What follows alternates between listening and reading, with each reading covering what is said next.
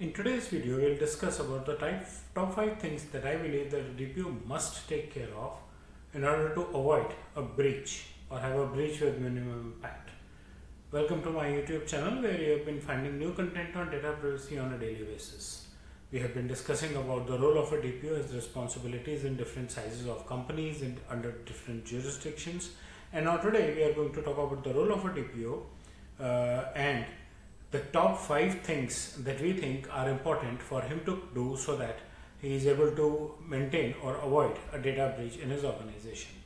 So what are the basic roles of a DPO in his functionality? He is responsible for the regulatory compliance with respect to data privacy. So whatever regulations are applicable for his business in his country and all the countries that he deals with, he is responsible to ensure that his organization is compliant with them. He has to conduct risk management and try and see how he can fill up the gaps in the risk. He has to build trust with his organization internally, stakeholders, because he's putting a lot of their money, and with external people also, because it's the privacy breach is something that can lead to a very bad reputation or can spoil reputation to a very big extent. He should be capable of adapting to all global standards, as I mentioned, the privacy regulations of his country as well as all the countries with which his organization works with. And he is finally accountable to the legal requirements, the compliance best practices as well as the breach management. Because breach management itself is a big topic within data privacy, because you have to go back both to your data subjects as well as your regulatory authorities to let them know that there is a breach and how have you mitigated it so that you can rebuild the confidence of the data subjects. So what are the top 5 things that he should do to avoid any breach? He should regularly conduct data protection audits. Now when we talk of data protection audits, it is not about DPIAs and PIAs only, it is also about data security in his organization. The CIA triad of confidentiality, integrity and availability is something which is very important. He has to work very closely with the IT team to ensure that only authorized people can access the information and that the information is kept very safe. The information's integrity is maintained and the availability is there. That is, in case there is a loss of information from the primary location, then he can get the information made available from a secondary location. So the CIA triad is a very important thing that he has to take care of when it comes to data protection audits. There's another thing which is important, which we have seen in the 2 case studies that we studied earlier.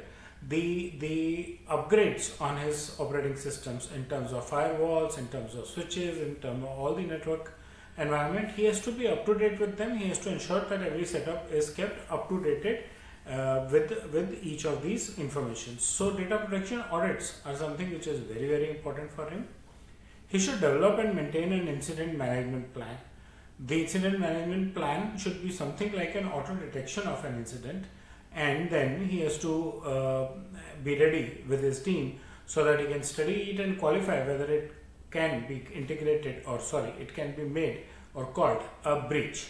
If it can be called a breach, then of course there has to be a breach management plan, because in that case you have to inform the data subjects as well as the regulators as to why did the breach happen, how did you control it, what kind of impact is the breach going to make on his personal information, and how are you going to ensure that such breach does not happen again in your organization. He should implement privacy enhancement technology, something that works in conjunction with the CIA triad, the integrity. He should ensure that the data that is stored in the organization is encrypted, anonymized, pseudo-anonymized. There are a lot of methods of enhancing privacy in terms of keeping data safe from the intruders or from the hackers. There's a video on my channel only on privacy enhancement technology, so you can just have a look at that as and when you feel comfortable. Then he should also be focusing on employees training and awareness. So even if you are not a BPO kind where you are making calls on phone numbers of prospects and customers, even if you are an independent strong organization, nothing to do with IT, but you have a lot of personal information. It is including the information about your own staff members. It includes the information about your customers and your vendors. All your employees should be sensitive to ensure that they are not playing around with the information that could damage the reputation of the organization or that could lead to a breach. Not only cross-functional trainings, as I mentioned in several videos, one prospect comes to the marketing team and they are able to convert him into a customer using the sales team. The billing and the finance team raise the invoice and collect payments, and the support team does the implementation and provides post implementation support. So for one prospect, the entire organization is involved some way or the other. So the DPOs have to be careful that all these people have their own individual trainings on how they are handling the personal information and a cross-functional training so that they all together sit down and make sure that the data is kept safe, right?